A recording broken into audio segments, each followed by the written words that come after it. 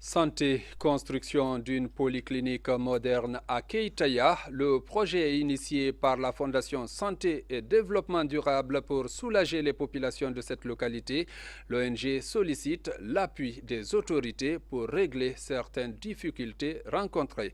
Rose Pocho est allée à leur rencontre. Suivez son compte-rendu. À Keitaya, une polyclinique moderne est sur le point de voir le jour. C'est une action de la Fondation Santé et Développement Durable, FOSAD. L'objectif est de doter cette zone enclavée d'un hôpital de qualité pour l'amélioration des soins de santé des populations. Keitaya est une zone très enclavée de la préfecture du Breka.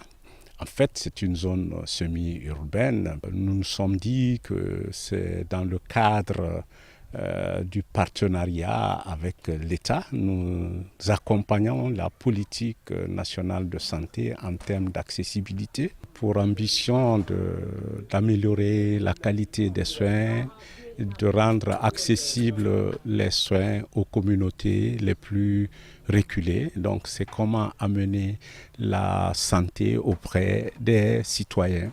Et c'est ça qui a motivé vraiment un des objectifs et missions de la Fondation. À la fin des travaux, l'infrastructure va ressembler à ceci.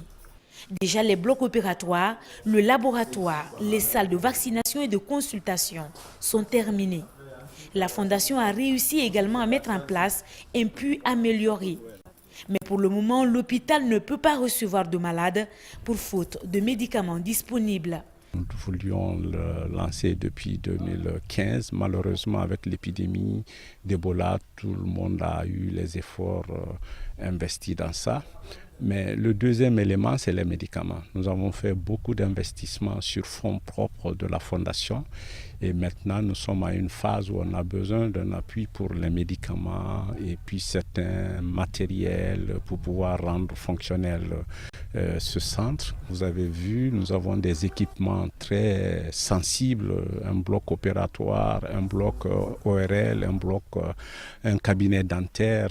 Avec les fluctuations de courant, on a été obligé de les amener à Lambangui pour ne pas qu'ils soient rouillés. Les populations de Keitaya expriment une joie immense.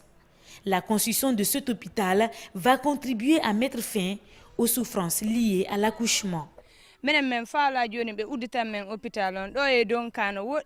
On veut maintenant qu'on ouvre cet hôpital.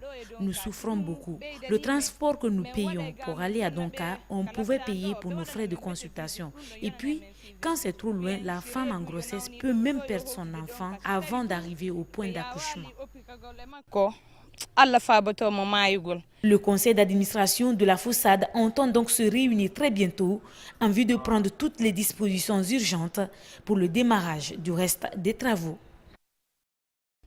Comment participer activement au développement de la santé des populations? La question est en débat entre les acteurs de la santé avec pour thème principal évaluation des résultats du centre de recherche sur le paludisme et autres maladies. C'est à l'actif de la Fondation Développement et Santé Durable. Des précisions en images, Rose Pocho. C'est l'un des centres de recherche sur le paludisme et certaines maladies fréquentes en Guinée. CFORPAG a participé à la recherche du vaccin contre Ebola. Le centre a pu tester 9 malades du virus, dont 6 guéris. À date aujourd'hui, 70 guéris d'Ebola sont suivis dans le laboratoire d'immunologie de survivants de la maladie. Il est prévu donc de suivre une série de malades, une série de guéris, personnes guéries d'Ebola, et puis voir comment est-ce que leur immunité se comporte, est-ce que ça va diminuer ou est-ce qu'ils vont rester protégés pour une longue durée. Et c'est toute cette documentation sur une base scientifique au laboratoire que nous travaillons et nous collaborons. Le centre est créé par la Fondation Santé et Développement Durable. L'amélioration des soins de santé des populations des zones les plus reculées est l'objectif visé. Cette rencontre entre membres et partenaires techniques ici au siège participe à donner des orientations pour l'exécution du planning 2016. Et je pense que c'est une très bonne chose et nous, au niveau de l'OMS, nous pouvons qu'encourager en tout cas toutes ces activités qui sont en cours au niveau de cette fondation.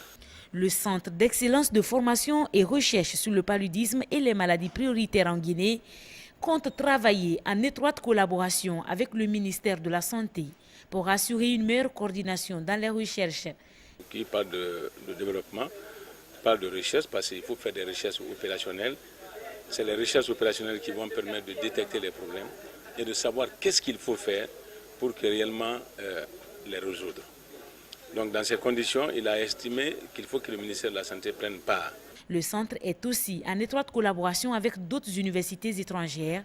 Il contribue notamment à la formation professionnelle et à la promotion de jeunes et femmes. Son souci majeur, faire de la santé un facteur déterminant du développement durable.